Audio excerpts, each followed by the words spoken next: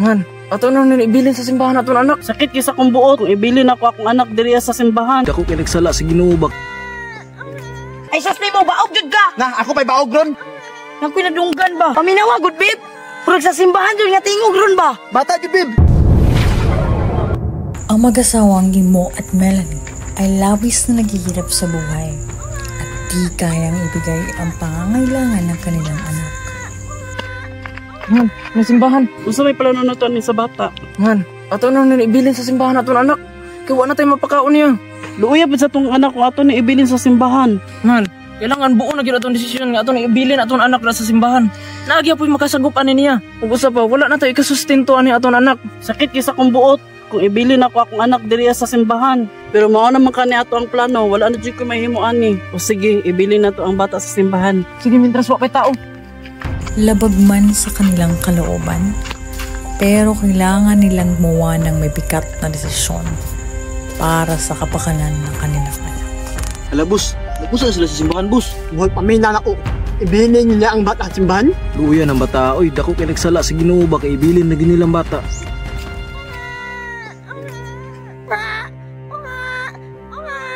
Nak, pasaylo ami kung nabuhat na mo ani sa imo ha.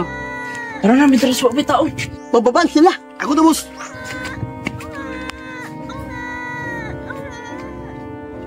Tungod nimo atay anak. Nga ako pa'y di anak ron. Tinuod man jud baog ka. Ha? Ako'y baog. Ikaw baog man jud ka. Dugay na ako nagdagot mo ba?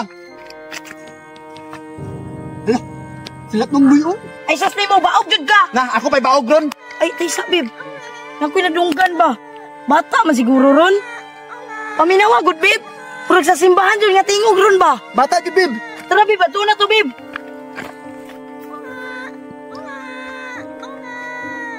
Babe, bata jud ron babe. Gani bib. Gani gikuha ginilang bata. Tara babe mo. Hala babe, bata jud babe. Mo na ito pangan bib niya makaanak kita bib. Swerte jud kay sila ng bata boss ba. Nakmat ni sultihan jud. Gani babe, iuli na to sa balay babe. Sige bib, kay mo ba yung pangan bib na nakabibi ta bib? Tara na. Magmahay gyud ang ginikanan na boss kay ilang gibilin ang bata. Atong araw na iyon ay may bagong pamilya na ang batang iniwan sa simbahan.